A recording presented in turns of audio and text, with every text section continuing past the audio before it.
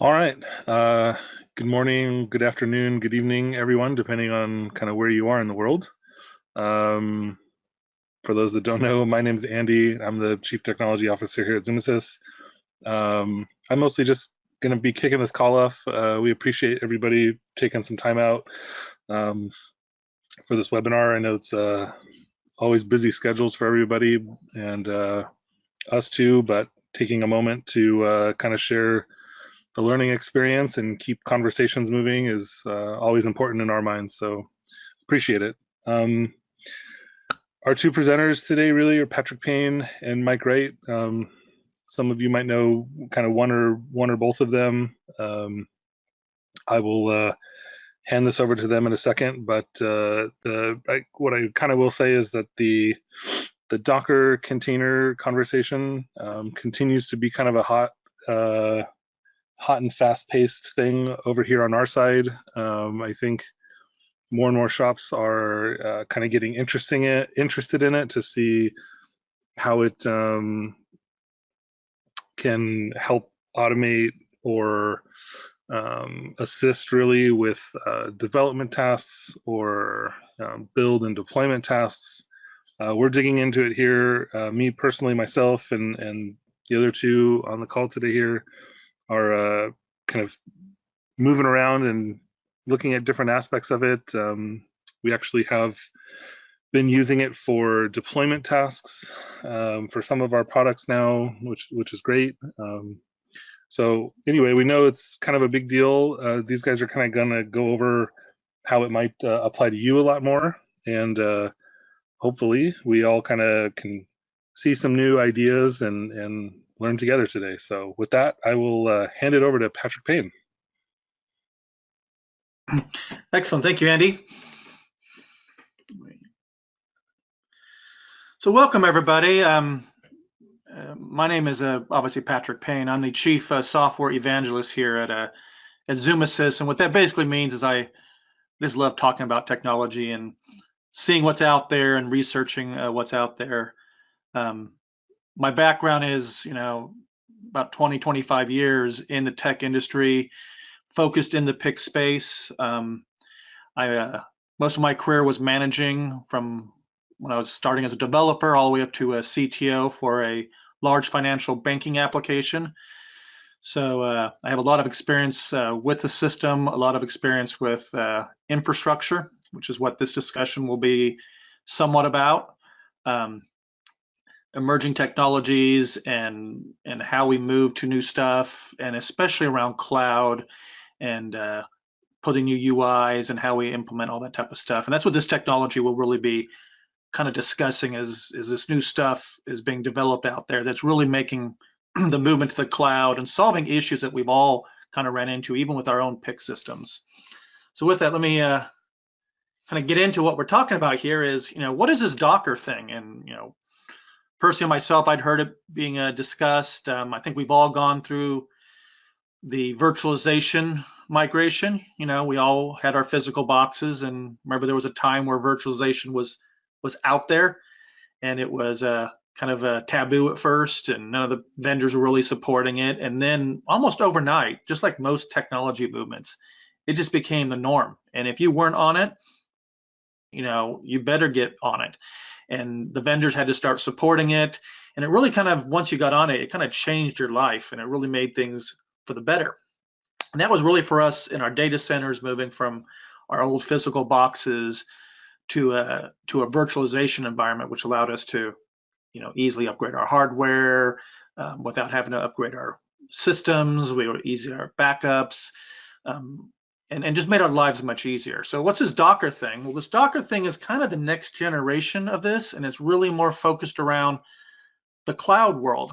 And in talking about Docker, let's first go through some items here where I try to work out the terms, because just like with anything, the terms are important. And so really what we're talking about with Docker is really, as a technology, is it's called containers. So just like with virtualization, VMware was kind of the predominant player in that space, and you would kind of use those terms back and forth. When there was other virtualization people out there like Hyper-V and all that, Well, with Docker, it's the same thing. It's really what's called containers.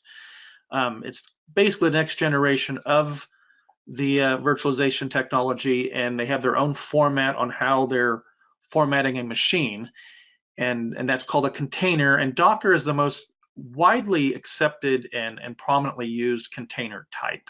And so all the vendors are supporting it the same way. VMware was really the predominant player in virtualization. So you can find those two terms kind of being loosely used back and forth the same way when it came to virtualization, that VMware was quite often a back and forth term. You know, where is Docker kind of different from VMware in virtualization is that it focuses on the application. You know, with VMware, it was really focused on taking our entire server and virtualizing it. Docker is focusing on the application. You know, what is your actual code and what are you actually running? It's designed to be very lightweight. You know, as the cloud world takes over and you're starting to commoditize out your application and breaking your app up into different pieces, and also creating clusters and building out these much larger sites, the lightweight architecture of containers are much better because they're not repeating the operating system over and over again. It's just running your application. The other thing is that they run on everything. Dockers are really predominantly Linux based, but the actual app container you make will seamlessly run on a Windows platform, a Linux platform, or a Mac platform. So it makes it very easy for you as a developer or a sysops person building out these applications to build it on any platform you want, and then it will deploy out. Again, with heavy focus on the application, it really is working on you learning how to standardize your application and make it consistent, make it documented, make it repeatable. Big item here is it improves the speed for you to build and test your applications, meaning the time it takes for us to build out a new design and get it promoted up to production is highly improved. Focuses on cloud infrastructure. So when I talk about it, running on all these different platforms, the real goal here is to be able to deploy it up to any cloud platform. And you can see that the Azure and Amazon, AWS, and Google Cloud infrastructures are really starting to dominate and take over the market. And that's what this focus is on, is building out your application in a way that it can focus and deploy into a cloud infrastructure. We'll talk about DevOps a little bit. It's a term that really is combining the developers and the administrators into a common structure here, because as we build out our applications and add things and add pieces to our application, it made it hard historically for an apps support person to move that places because he wasn't sure of everything your application was using. And so this entire design is built around making that better understood so it can be deployed to different platforms. So let's talk about the evolution of virtualization. It really started off that we had our dedicated servers and they were all running on direct servers. And then we moved into virtualization. This is again our VMware traditionally, where we took our same exact physical machine, made it into a virtual machine and ran it the same exact way, but within usually a VMware cluster. And again, as I said earlier, that gave you all the benefits of hardware upgrades and improving, replacing broken equipment and all that stuff. But let's be honest, the machines ran and we set them up and configured them pretty much exactly the same way we did when they were on physical machines.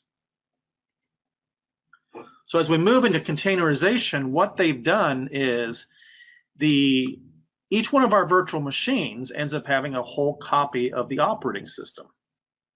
And with containerization, it's actually sharing that layer between each one of your running virtual machines. And in this case, we call them containers. But the truth is, when you log into a container, it still looks just like a virtual machine. It's just you're only seeing the application layer that you're adding to it change from machine to machine, and you're getting to reuse. Let's say, for example, for Linux virtual machines, it's really reusing the Linux basic core over and over again between each machine. And where that's going to is the final one, which is when you hear the term serverless, which is what you're seeing within all the cloud infrastructure, that once the containers are built correctly, you can now go into an Azure, go into an AWS and say, hey, I wish to fire up what is essentially a serverless to you, a operating system without system that's up and running in these platforms, and you're just focusing on your application. They can do on-demand starting of your apps, shutting them down. It really is around resource management and packaging and then clustering and uptime. And so this is where the movement is going and why this technology is taking off. Some other terms you'll hear out there is how they end up deploying out the virtual machines or the containers.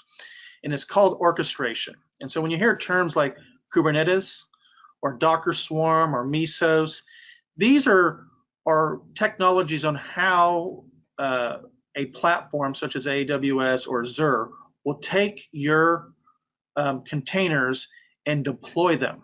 And it's kind of like, if you remember, if you've been dealt much with the VMware environment, that you could set up scripts and plans that says, hey, when you fire up your entire environment, I need to fire up my DNS servers first. I need to then fire up my database servers. I then need to fire up my my web servers.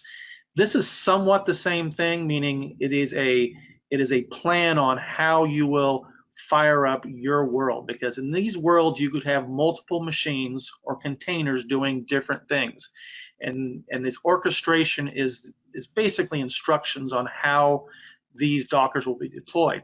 But they even go a step further, meaning they handle clustering and on-demand load balancing. So if you are running a large website, these orchestration plans can say, hey, at low volume, you're only running one web server. But as your volume increases, it's going to automatically spawn and bring up more web servers as your load is requiring it. So again, very cloud specific, very cloud oriented, and very much designed to let you scale out your applications.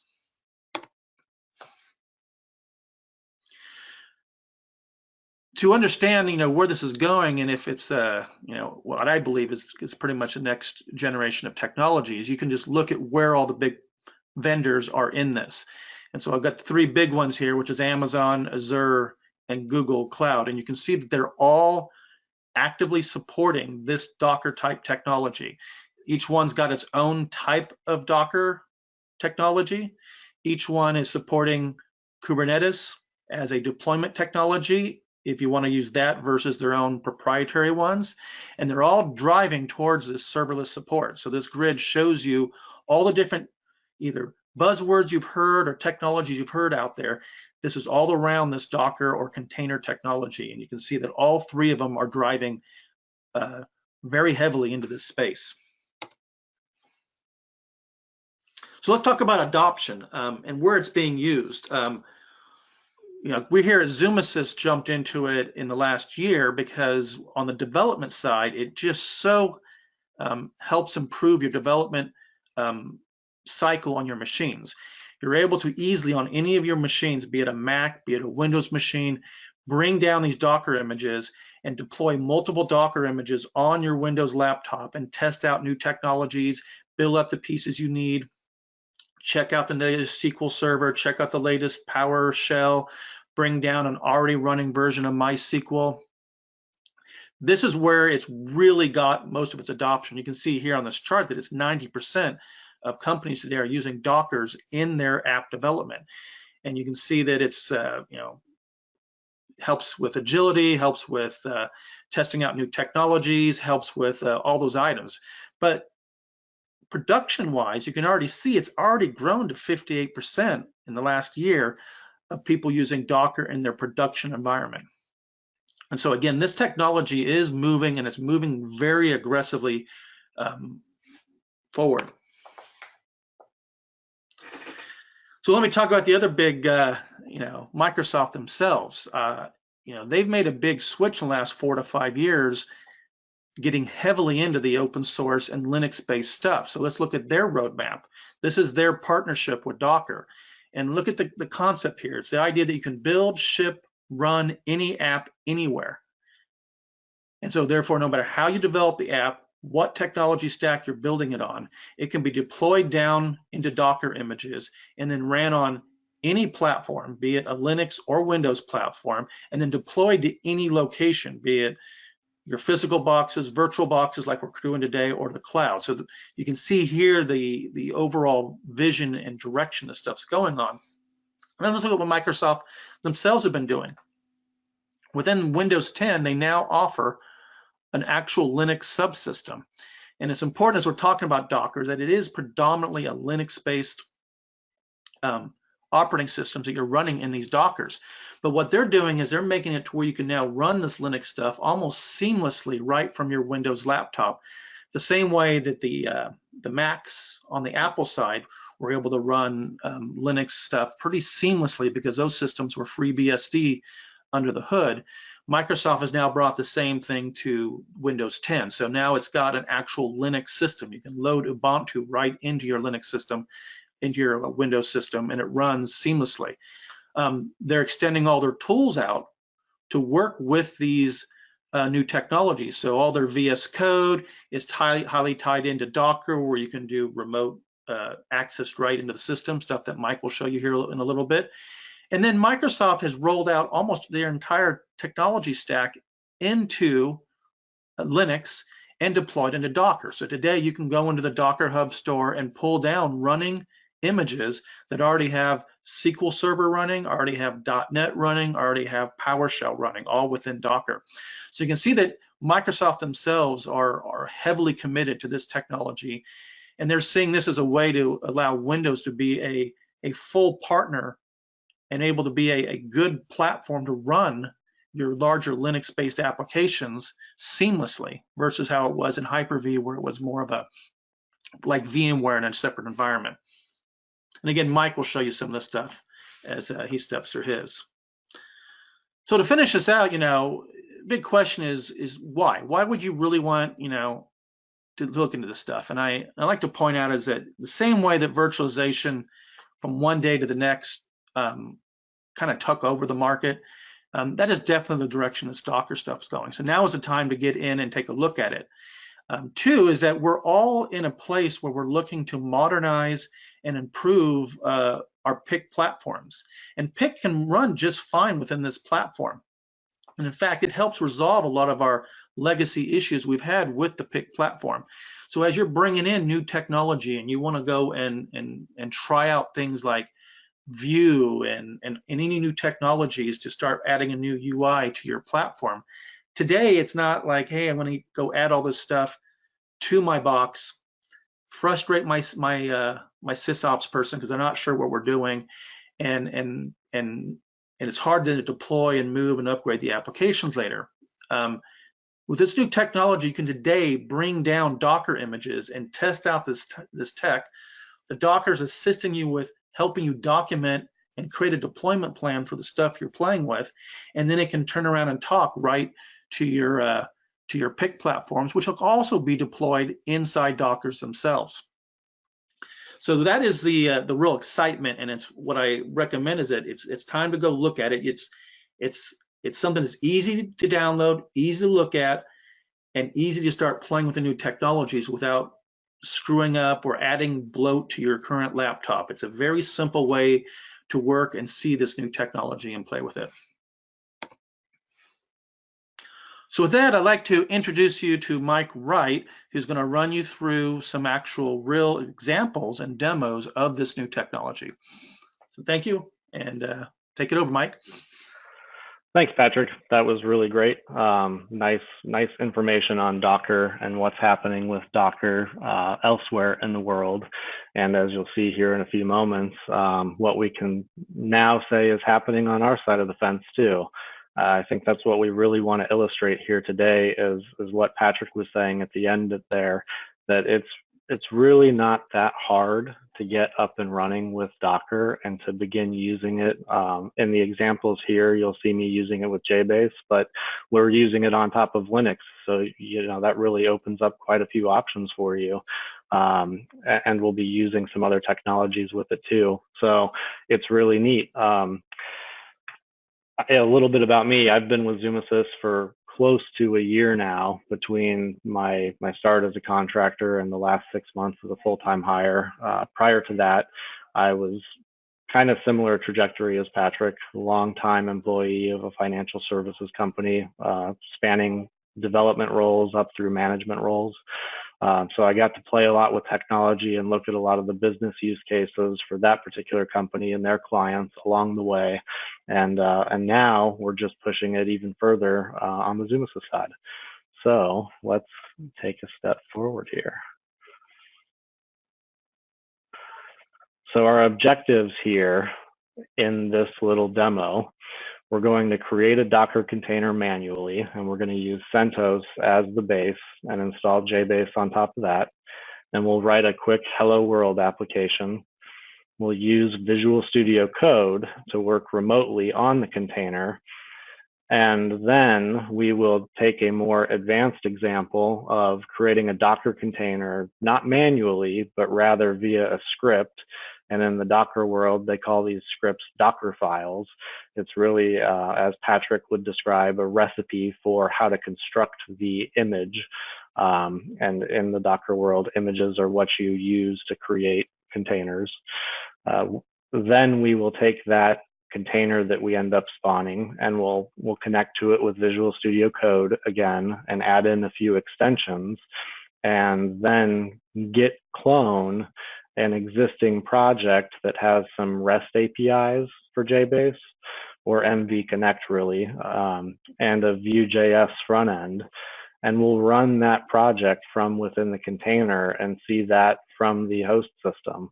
So really what it exemplifies is having a development sandbox available to you that doesn't have to preclude multi-value environments, that you can start to think about from a development perspective, working Docker into your development pipeline to have these sandboxes to not only work on multi-value, but also connect that up to other technologies.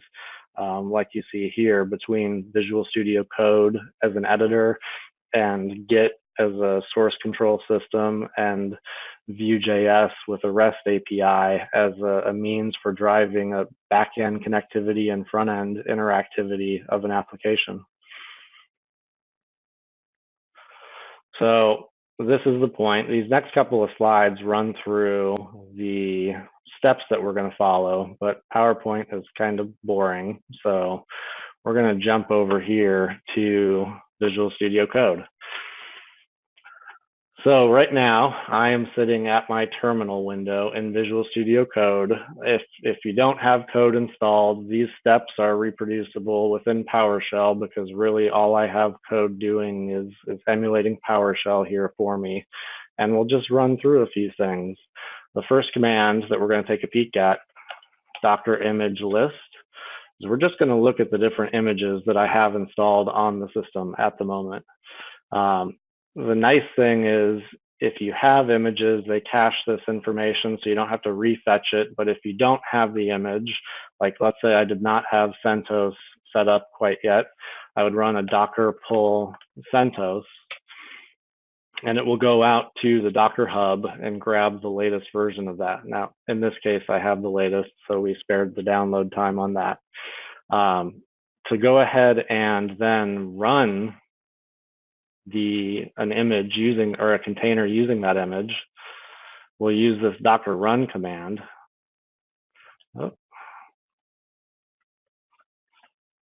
I'm going to paste this in, and before I run it, I'll explain a few things about it. So we're passing a couple options in here. One, I want to name the resulting container Docker_demo. Two, we're going to give that Linux system a host name of Docker_demo. The -D allows it to run in detached mode, so separate from this particular process. And the IT is something you throw in when you're running a container using an image that expects to have some shell emulation. So since this is a Linux system that we're going to create here, that becomes helpful. So when I hit enter, Docker will start to run its magic of taking that CentOS image that we saw here and spawning a container. And now, if I take a look at the containers on the system, Docker container list, by default, this will only show you the containers that you have running. If you wanted to look at all of them, you can tack a -A on at the end, list space -A, and it would show you everything that's available. But we see in this case, this container, this internal image, or ID rather, using the CentOS image, started with the default command of bin bash, created 2 days ago. That's an interesting thing. It must be referencing the image time, but it's been up for 11 seconds, and the name of it is Docker Demo. So let's go ahead and do some more stuff with it. I'm not going to quite jump into it yet, but because I'm just using the publicly available version of CentOS, I want to copy some stuff into it. And in this case, I've gone ahead and downloaded the installer for JBase for Linux off of Zumasys.com. So that's available. Anybody can go grab that downloader or that installer, have that available to use. And Docker has a copy command, CP. So Docker space CP will allow you to copy files 2 ways from host system to the container or vice versa. And the nomenclature on this, just a regular local file system path indicates that we're using the local file system. So the first parameter is where we're going from, and that's local file system. The second parameter is where we're going to, and to note that as a container and instruct that, you can see I'm specifying the container name, colon and the slash to indicate the directory structure within the container. So you could easily copy from a container to the local system if you had something inside the container that you wanted to pull back out. The Docker CP command is a very nice, handy utility for that. So we'll go ahead and run that, and it'll move our installer in. And now let's go ahead and jump into the container.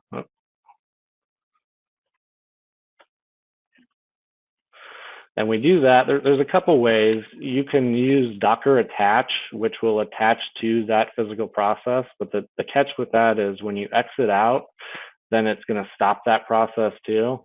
Versus if we do a Docker execute, and again, we're saying we're connecting to an emulated shell, then here's our container name, so Docker demo, and here's the command we're running.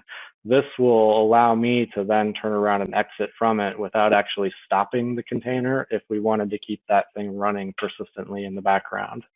So we'll run this command, and you can see now, kind of like Patrick was saying, if you think about these as virtual machines and creating virtual machines and connecting up to them, you can see your look and feel here is it's going to feel like you've just dropped into a Linux VM somewhere,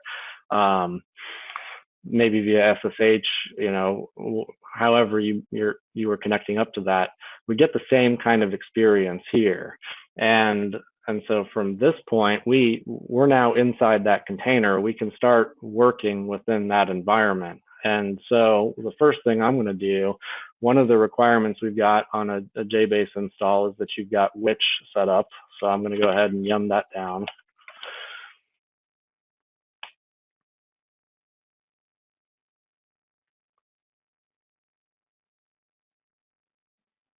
This will wrap up in just a second. And now we're going to run the installer. So I copied that into the temp directory.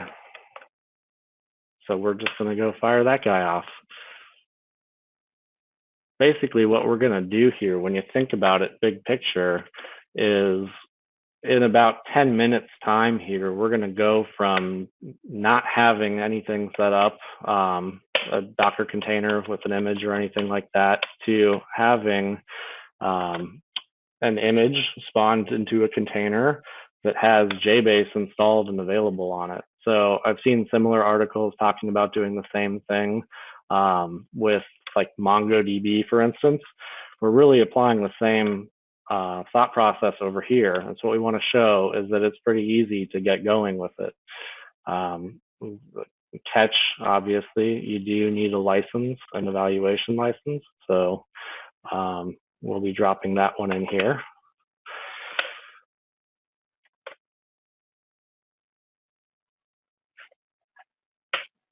And we'll let that installer go. It's going to warn me in a second. Yeah, if you're ever installing JBase and you get this prompt saying that JBase is running and you need to be careful, but it's a fresh install, this is a clean environment, we don't really need to recheck JBase here. You just say no and that you want to proceed with the installation, and it'll allow that to continue forward. This will take a few minutes to run through, and then we'll have ourselves a working JBase environment.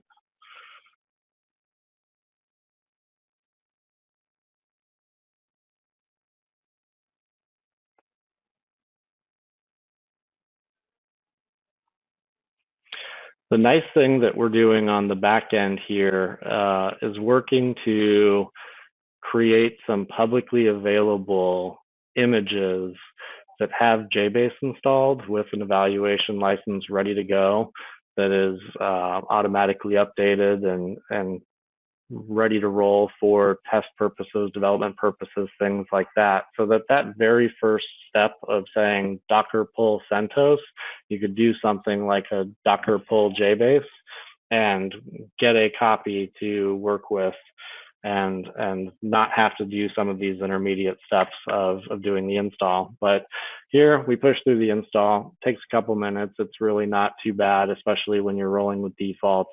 And we can see now that I'm sitting at JShell. So we're inside of our Docker container at the moment that is based off of CentOS 7. And now we've got JBase 5.7.2 installed on it. And the first thing we'll do, we package JBase with a nice little demo file utility. So we'll go run this make-demo-file, and we'll say, let's create 10,000 records into demo file. Take the defaults, create them, and if I look, CT demo file, we can see we've got records on the system. So I'm already creating some data over here. Let's say we're going to go ahead and write our hello world program now.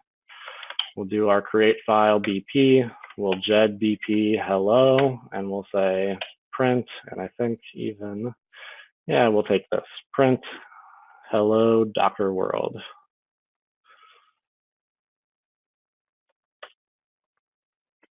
File basic catalog, hello, that works. So right now we're sitting with an interactive JBase environment inside of Docker, and that's kind of neat, but we can go even further with this. And you might have been thinking it already, given that I'm sitting inside Visual Studio Code, but all I'm really doing inside of code so far is using PowerShell. Let's take a look at how we can leverage Visual Studio Code to work more natively and seamlessly with these environments. So I'm going to exit out of here. If I do a Docker container list, like I was talking about earlier, because we ran that in detached mode and didn't directly attach to the process, that container is still available. And so that's nice because there's an extension for Visual Studio Code, and we'll have a slide with all of these links. So don't worry about trying to search that out. We've got all this stuff available as part of the presentation. There's an extension for Visual Studio Code called Remote Development Extensions. And this comes packaged with a connector for Docker and a connector for SSH and a connector for WSL, which is that Windows subsystem for Linux that Patrick mentioned. And so out of the box, it gives you a way to connect your local development environment of Visual Studio Code to a quote unquote remote system that could be hosted in WSL or in Docker, or just a standard SSH connection. And so we're going to use that here. You can initiate the remote connections a few ways. There's the remote SSH icon that shows up here, but there's the general remote connections controller that they put down in the bottom left corner. And we're going to say we're going to attach to a remote container, and we're going to attach to a running container. So what this will do is it will actually spawn a new instance of Visual Studio Code that is connected to the container. I do have to select my running container. So we see up here, there's a drop down saying select the container to attach to. And in this case, it's our Docker demo one that we've just created. So we do that, and we have this window pop up, and we can see it's going through the process of opening the remote connection. I'm going to go ahead and maximize this while it's opening and get a terminal window open so that we can kind of pay attention to some things. They, by default, will hide some of the details back here, but you can, if you wanted, kind of watch the output through here or in the terminal window. What we'll end up with is the dev container connection and then a default bash prompt, since that's the default for the container.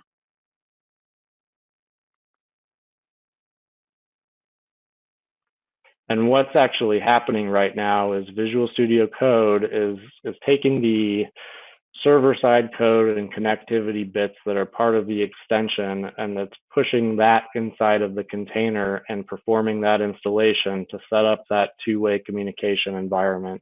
The same thing happens if you do the SSH. You'll notice when you're doing it over SSH, you'll have a series of password prompts to get authenticated into the system. Containers are kind of nice by default since you're a little more localized. You don't jump through as many of those hoops. If I've noticed with Visual Studio Code, if you ever open up the terminal and it's blank and it's sitting there saying it's attached, usually if you just toggle back and forth, it repaints that window. They must have a little bug with that.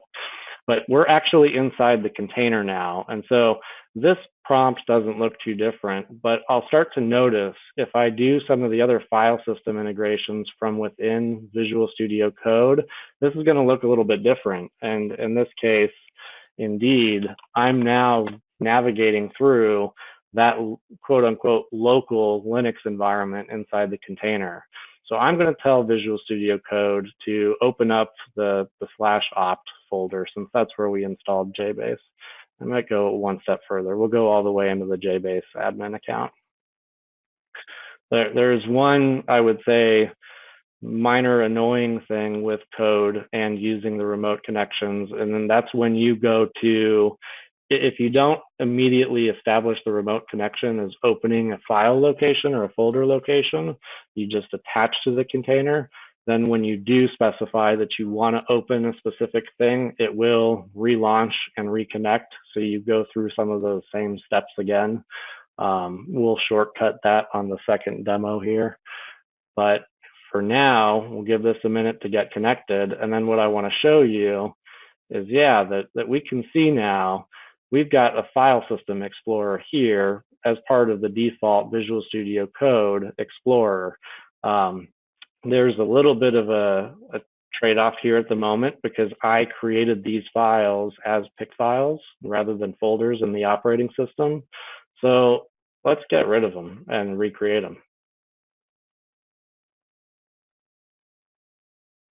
And you can see I am able to perform that just using my right-click deletes. And now I'm going to turn around and say, let's create a new folder. Let's create BP. Let's create demo file. And we'll create the dictionaries for demo file too.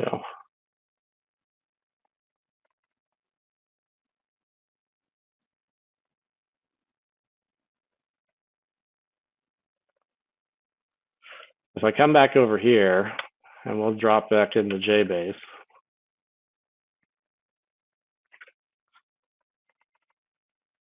Create another 10,000 records. We'll use demo file. It says it already exists. That's fine. We'll clear it out. That ran, and we could actually see code is updating here too, because it's detecting that files were being created in here. And now that this is a folder, we can navigate this and explore these data records within Visual Studio Code. So we can see some of the same data that I would have seen if I was down here at the command line.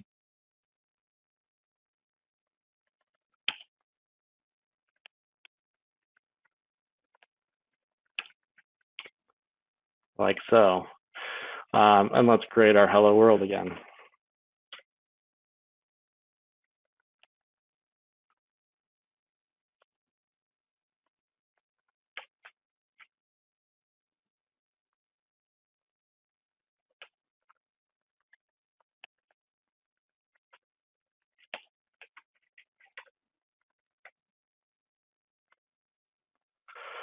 So I'm editing it in the editor. I'm interacting with the file system using Visual Studio Code's file system integration, and I'm working through the terminal window to execute my JBase commands like basic and catalog or run the program. Interestingly enough, when I compiled it, you can also see the output from the compilation showing up in my BP file. So this gives us a nice clean tie-in to the environment in a relatively effortless manner. We're using Docker, it's out there. We're using CentOS, it's out there. We're using VS Code and their remote extension, that stuff is out there. And we were able to get in and up and running and start working within a JBase environment within a modern editor, which is pretty slick, I think. But we can go even further with this, as I was alluding to. So that's really the rest of this. We do now, so now that we've closed out from that, if I run the container list again, we're going to see that container is still running.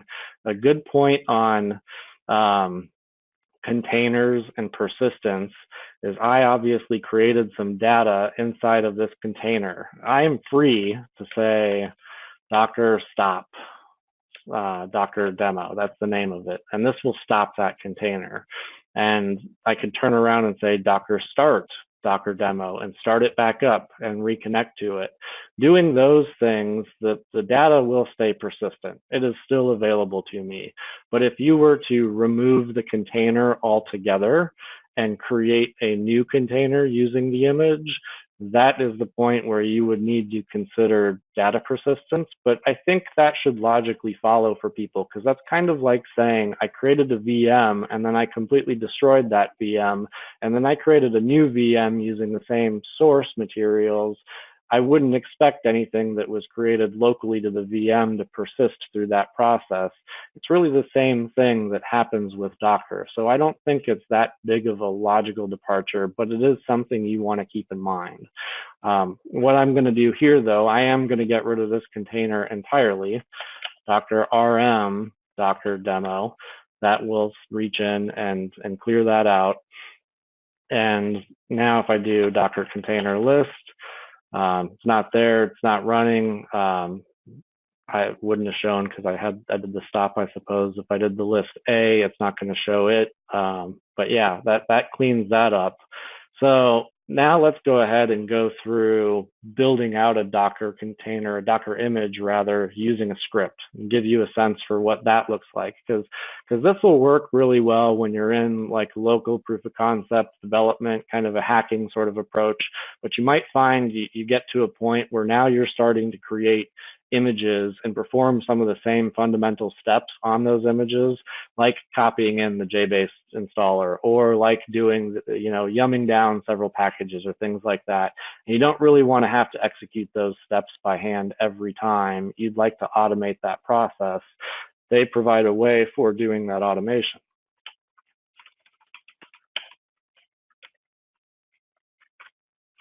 So I'm inside of my CentOS 7 JBase 572 directory, which if I look, this Visual Studio Code instance at the moment is pointed to a Docker project that has several different working versions of JBase that are either pre-installed or come with the installer, or are full-blown source that gets compiled and installed inside of the image. So there's many different use cases and considerations to this that we're in proof of concept mode or using for development purposes already.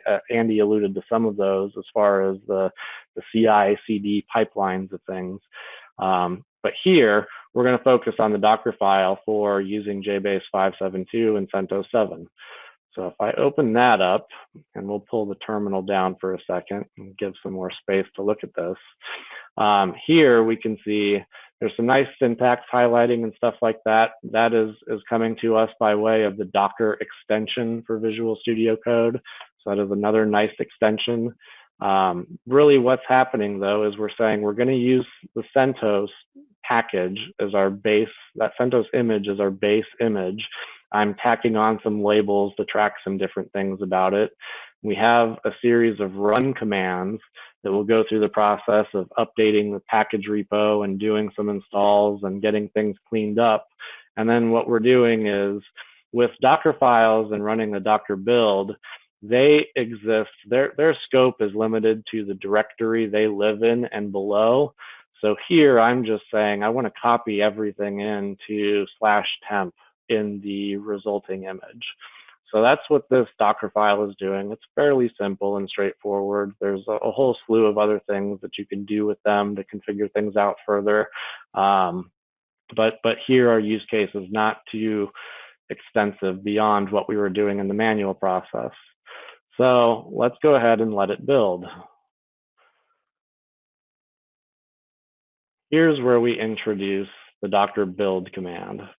So this command is going to run through our working directory. It's going to find that Docker file and it's going to execute everything in the script. Oh, I have a trailing question mark there. Let's get rid of that. And we're going to output that as an image named CentOS_7_JBase_5.7.2. And you can see already it was blowing through this pretty quick. It'll outline the steps along the way that it's going through. So now we're up to the yum update. Still moving, still moving.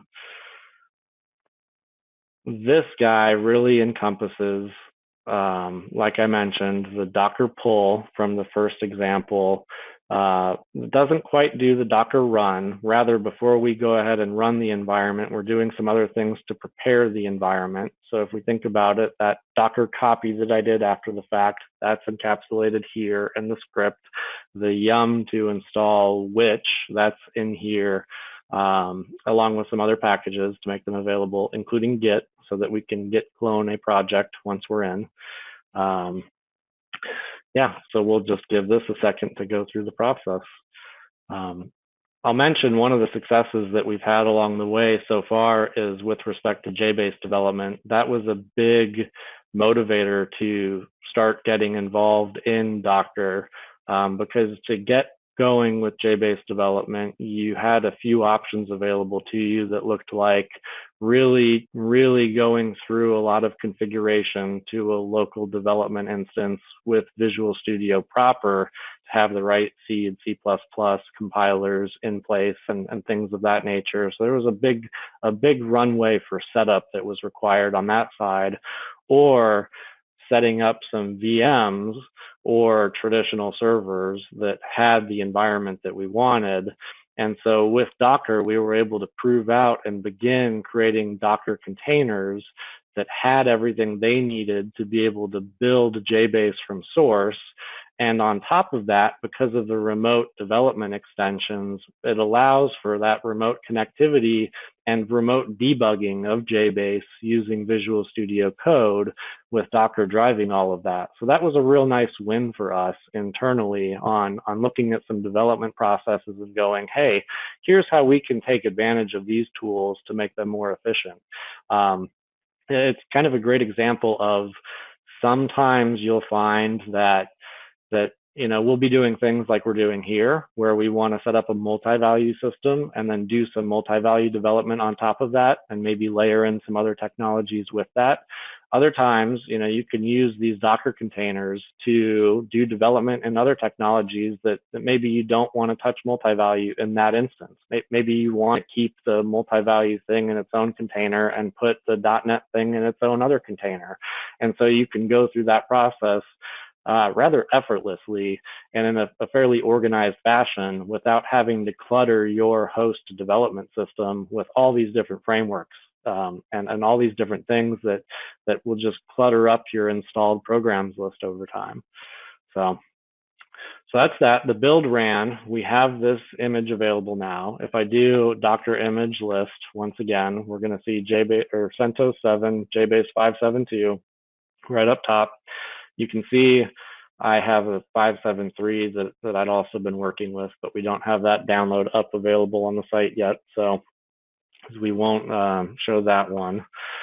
But if I do a Docker run, so this looks a lot like the Docker run we did before. It could look identical, except in this case, I know that we're going to expose some REST APIs and we're going to host a web application.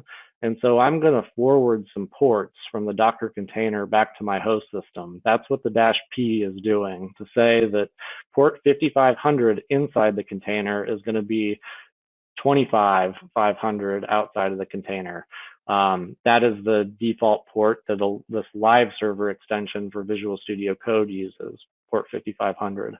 And similarly, port 20,002 is our default for JAgent, and I'm going to forward that to 25,002.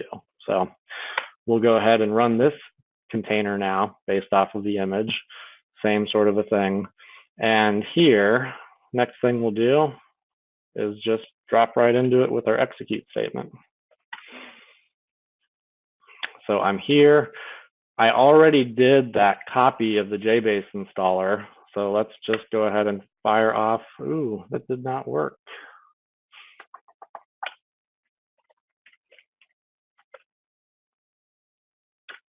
It did work. It must have been a control character at the end there. Makes sense. I've been seeing those question marks. So let's blow through this installer, hopefully as fast as possible. I'm reading the license agreement, as everyone does.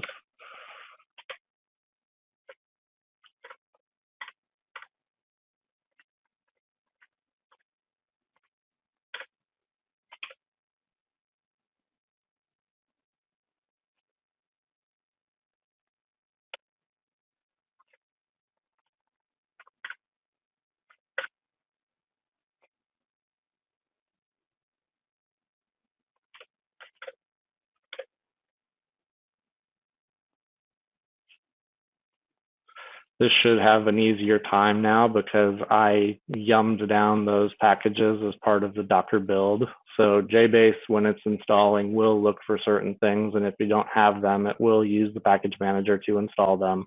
So it's going to skip past all that because we've got them, and we should be just about through, and we're through. Yeah. So let's log into JBase. Cool, we're there. Let's run the make demo file again. This is a new environment, right? So if I look just for sanity's sake, CT demo file, there's no demo file in place because again, we spawned a new container using really a new image in this case.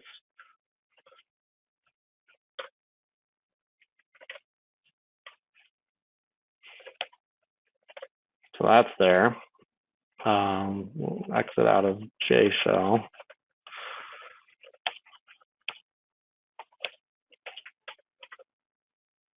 So I like cloning things. For all my Git stuff, I like working inside of a source directory. So I'm going to do that. Ooh, and I do need, bear with me. Let me grab that password.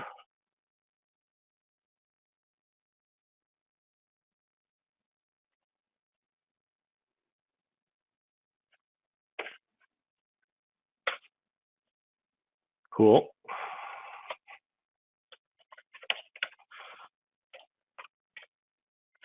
There will be a link to this Git repository as well, and that is on a publicly accessible Zumasys Git repo. You do have to sign up for it, but we have that repo as being accessible. So this code becomes available to you as well. So, all right, now what I'm going to do is attach to the remote container. In this instance, I'm going to go ahead and use a folder. So this should prompt me for, oh, it's going to be my local system. So we got to go to the container first. I haven't done that one yet. So we'll attach to the running container. We're going to have to let it load up and reload a few times because to copy the extensions in, it has to reload the environment. So while it's opening, we'll do this.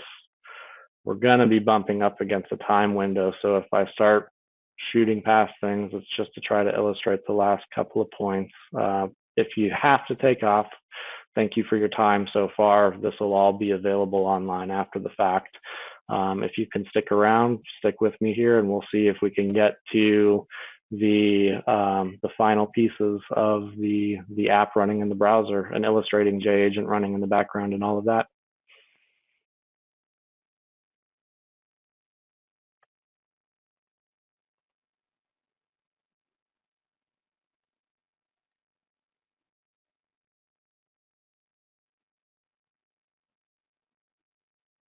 See, it's just about done doing the server setup. ports are forwarded.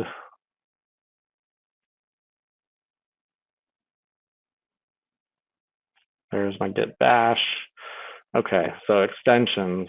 I'm going to, many of you may be familiar. If you're not, we have a MultiValue extension that is available. I'm going to skip that one for now just to get the live server in here because that's what we need most urgently. But we do have some pick development tools available that'll give you syntax highlighting and linting, and we should have some cool exciting announcements for that one in short order too. Let's do open folder. We're going to kill two birds with one stone. We're going to open to source and allow this thing to reload because it needs to reload to pull that extension in.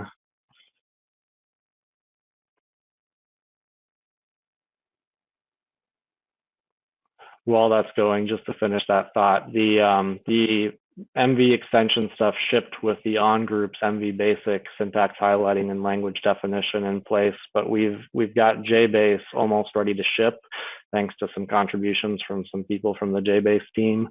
OpenQM is in process, and we've got someone from the community working on a universe version as well. So there's some really cool things happening there to bring in additional feature functionality.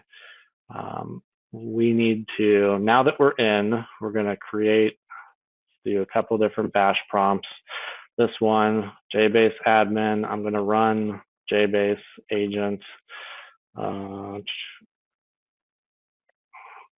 get that running. On the other side, we're going to modify this DB file to point to our new forwarded version, and we're going to say we're going to go live with this. So this is going to run this in a little server. And if I pop over here, we'll do a couple things. We'll show REST test running, which is our nice little REST test API that ships with JAgent. Oh, didn't quite come.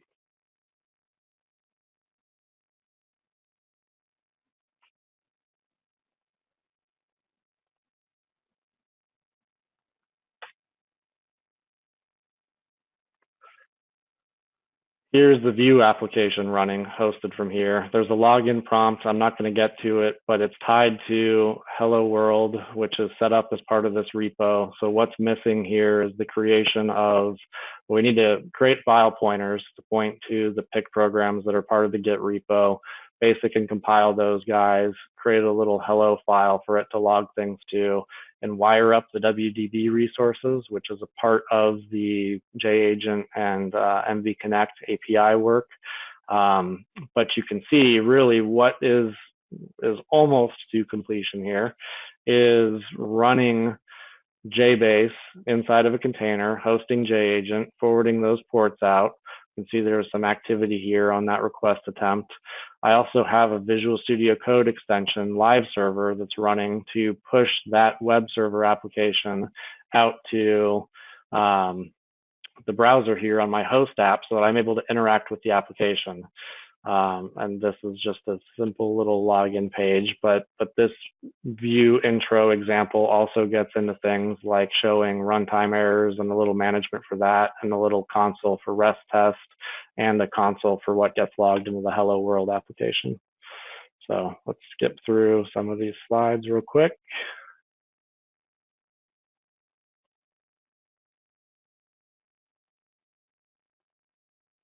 There's the Docker script.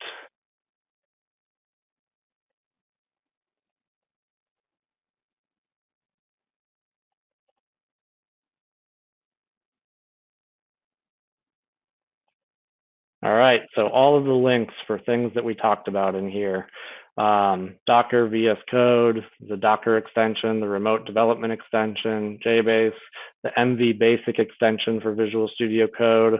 I have a little gist on GitHub featuring a bunch of other extensions that I find useful for productivity.